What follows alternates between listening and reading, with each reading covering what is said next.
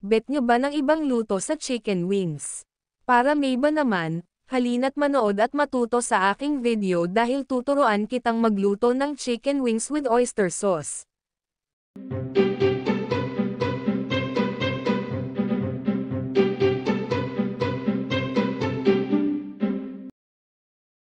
Naghanda lang ako rito ng kalahating kilo ng chicken wings.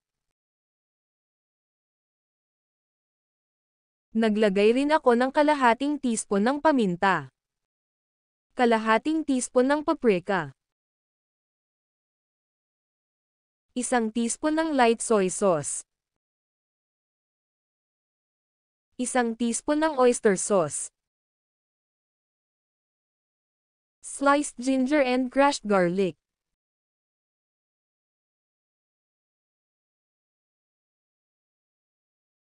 Mag-drizzle lang ng sesame oil.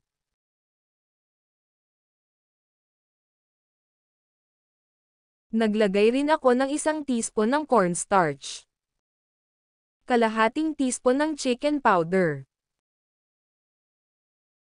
At haluin lang ito ng maigi, at e-brine lang ito ng around 30 minutes.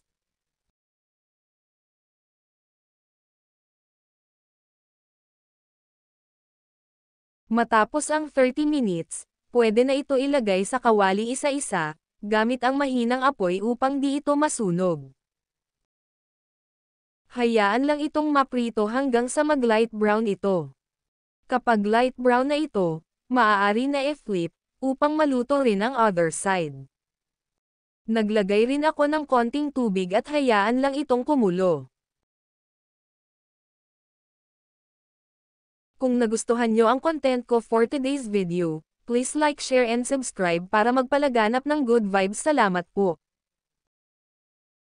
Hayaan lang itong matuyo katulad nito upang manuot ng husto ang flavor nito.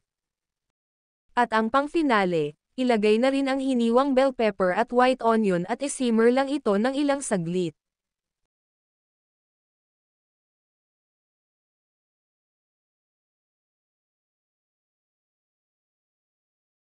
Wow!